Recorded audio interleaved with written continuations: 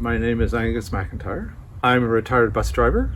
I worked as a bus driver here for 41 years and retired 10 years ago. I moved here in 1977 when a bus driver's salary could buy a house in Dunbar for $70,000. And so I feel very fortunate. There were 12 bus drivers that lived immediately around me here. So this neighborhood was very affordable in that time. When I moved in, there was a clothesline and it was attached to this walnut tree. It was behind me here. And the walnut tree had to be pruned because it was going into the hydro lines. And so eventually it died. And then I planted evergreen clematis. And for about another 10 years, it was all green all year and looked really good. And then one day I came out and I put all the clothes on the line and the tree was lying on its side and the clothesline was down on the ground with all the clothes on the ground. So a friend of mine helped me and we got a clothesline pole that's behind me here, a metal one, for free from a house demolition at King Edward and Highbury. So that's what I still use with the washing machine agitator on top, just as a decorative touch. This hydrangea came from a cutting at the Stanley Park bus loop when I was still working 15 years ago.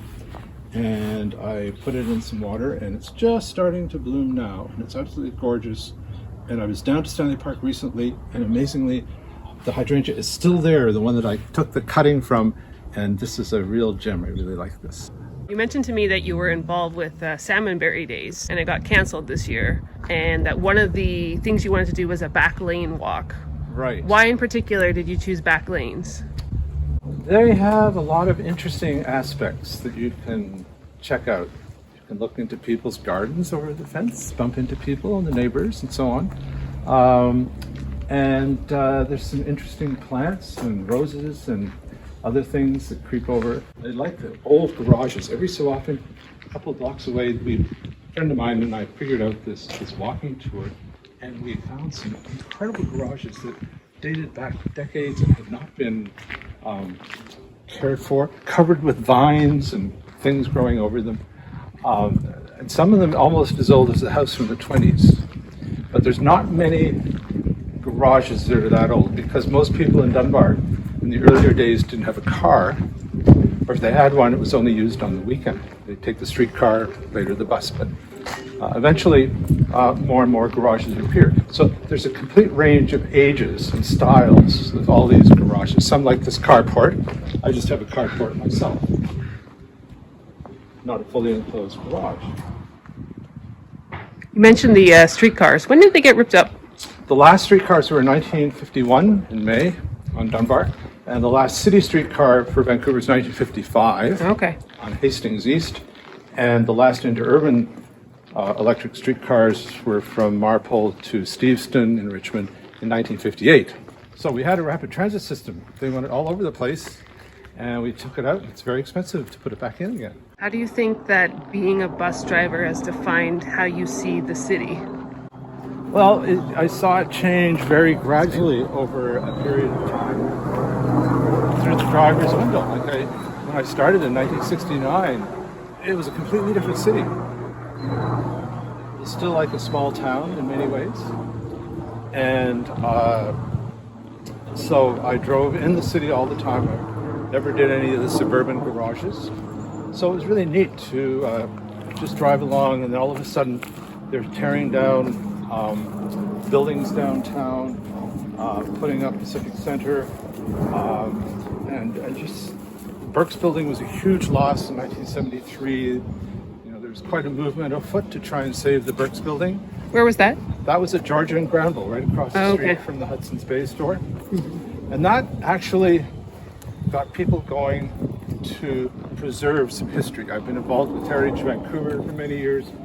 We do a top 10 endangered sites tour with a bus each year, except this year we're maybe doing a virtual one like everything else. This house had a back lane house built in, and it blends in really well with the existing house, as you'll see here. Now there's another one directly across the way here. So this style matches the house, the old house. And that was the original plan, was to have people keep their existing home and then have the back lane house added. This is part of the back lane walk. When you walk down here, the first thing you'll notice is that there's it's not a straight line.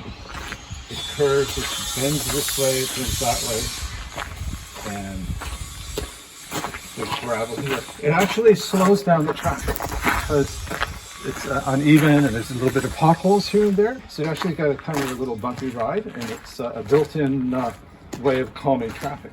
You see, you've got things that are growing off the back lane. Look at these beautiful blossoms here, even if they're weeds, you know, like wildflowers. Look how nice this is. This almost looks rural, semi-rural here. Everything's weathered. It just, So this was part of the reason. They had done a Salmonberry Days back lane walk almost 20 years ago. I wasn't involved with it at that time, other than a little later I started doing our annual bus tour.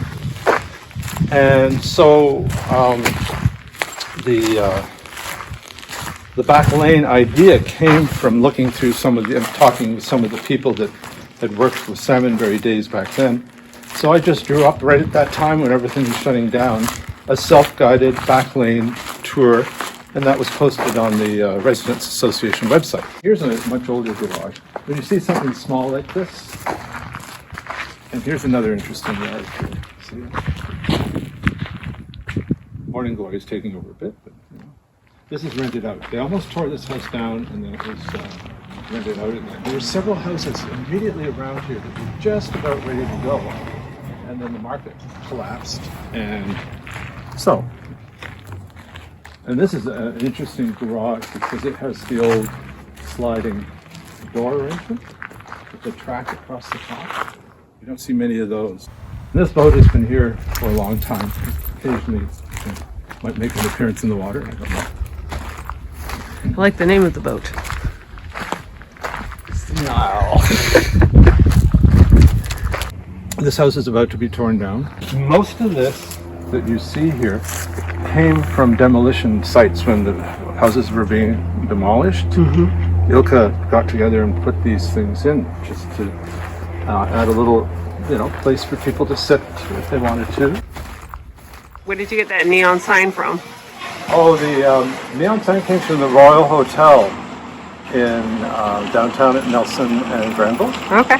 And it was the men's entrance. You want me to turn it on? Do you want to tell us? Yeah, that'd be great. That would be amazing. Turn that on. Back in the 40s and 50s, they had separate entrances for the men and ladies and escorts, and then the lobby entrance, right? And the door for ladies and escorts would have a sign like that matched it. Being the Royal Hotel, it has a crown. But the ladies and escorts sign meant that a lady would have to enter the bar with a gentleman. But if she went in alone, she was not a lady. Was that a law?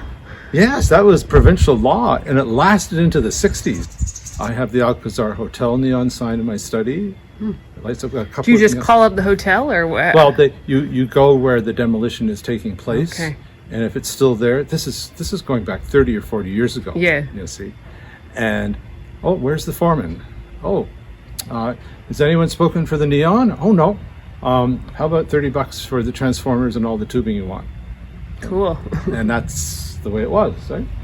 So I usually turn it on for special occasions or when I'm having a group over for dinner, as we always did. So it's a neat sign.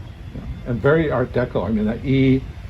And I attended a Zoom meeting, two of them actually from San Francisco, Neon and the Tenderloin part of San Francisco. Mm-hmm. A super presentation of neon history.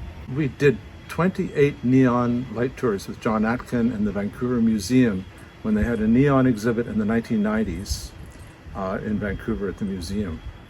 And we went out on a Saturday evening and we sold out every one of them and took an old bus. And we visited all of it. It was a full comprehensive tour of old neon signs. And we stopped on Kingsway at Wally Burgers for a break. And everybody had a hamburger and stuff.